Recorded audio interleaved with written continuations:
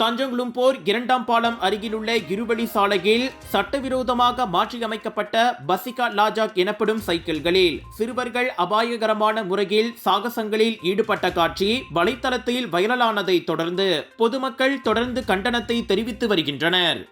அந்த வைரல் காணொளியில் 4 சிறுவர்கள் மேம்பாலத்தில் உள்ள வளைவை மிகுந்த அபாயகரமான முறையில் சைக்கிளில் கடந்தனர் என்றும் அதில் இருவர் சூப்பர்மேன் சாகசம் செய்ததோடு மற்ற இருவர் தங்கள் உடலை முழுவதுமாக தாழ்த்திவிட்டு சைக்கிள் ஓட்டியதும் தெளிவாக காண முடிந்தது.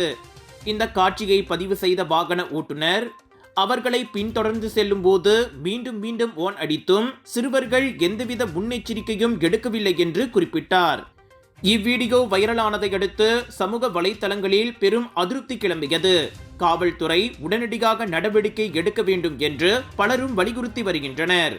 இதற்கிடையில் குவாந்தான் மாவட்ட காவல்துறை தலைவர் அஷாரி அபுசாமா சம்பவத்தில் தொடர்புடைய 4 சிறுவர்களை அடையாளம் காணும் பணிகள் நடைபெற்று வருவதாக தெரிவித்தார்.